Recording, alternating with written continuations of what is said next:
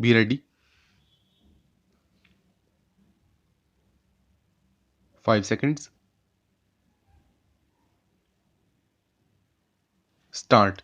My interest in basic education goes back to the day when Mahatma Gandhi convened a conference at Wardha for discussing this subject. A few prominent educationists and workers in the cause of national education had also been invited to attend this conference. I have been in touch with the progress of this system of education ever since. I am therefore happy to have got this opportunity to come here and speak to you about what I feel about this problem, although I know I might be repeating the views expressed by me earlier. It is also likely that the views which I express are not in consonance with those of others, particularly of educationists.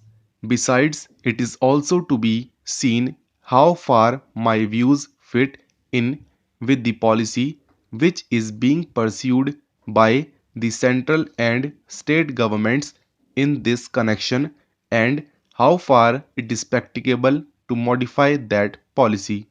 Therefore, I hope what I am going to say will be taken as my personal opinion and that you will discuss it as such with an open mind without fear or favor. It will be agreed that the system of education, right from the first primary class to the highest university course which we are following today, is the same as introduced by the British government in this country. We have not been able to introduce any fundamental change in that system even after the attainment of independence.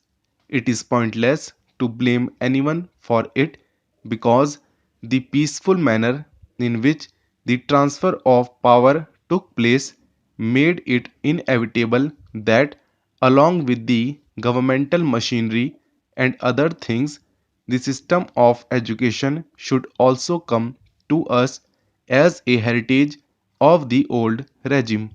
It is now our duty to give thought to each one of these problems and decide in the light of present day condition how they can be solved, and then to act upon what we have decided. There is no doubt that in introducing this system of education, the principal motive of the British government was to secure as much advantage as possible for establishing itself in this country. The Britishers also thought that, as compared to their own culture and literature, there was nothing much in Indian culture and literature which might be said to be worth preserving. There is no doubt in course of time their views underwent some change. The progress of science in Europe, meanwhile, confirmed them in their view that scientific education could be imparted only through the medium of English.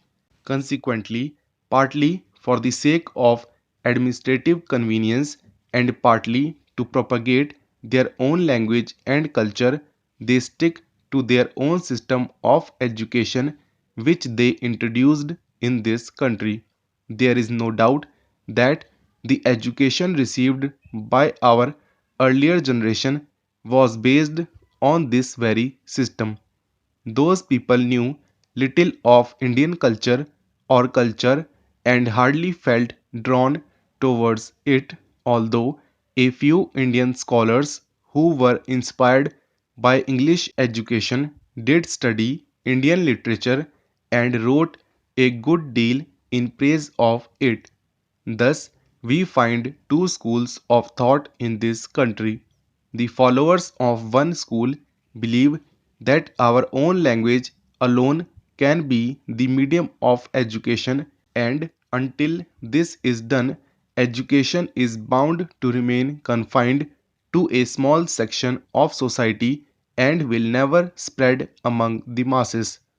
The other school of thought thinks that in this scientific age our country cannot cut itself adrift from European thought and that at least higher education should continue to be imparted through the medium of English.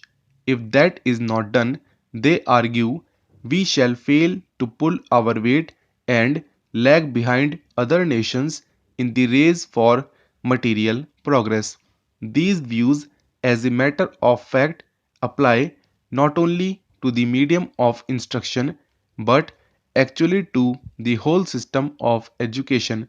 Our people have responded more and more to the call of education during the last 50 years, and this is evident from the phenomenal increase in the number of educational institutions. In 1911-12, when Burma and Pakistan were also part of India, there were 186 universities and colleges in India as compared with 537 in 1948-49, though Burma and Pakistan had separated, leaving India smaller in area and population. It is clear from the figures that there is a widespread demand for educational facilities. This demand is no longer confined to towns alone but is evident among people of the rural areas also. One result of this spread of education has been that many educated people find themselves unemployed. Government jobs and service in private undertakings offer limited openings for the educated. Only a small fraction of successful scholars can be absorbed in them. A large majority of the educated are averse to taking up their parental occupations. As a result of their education, they have lost the capacity to take up those occupations and they are not equipped to follow any other either.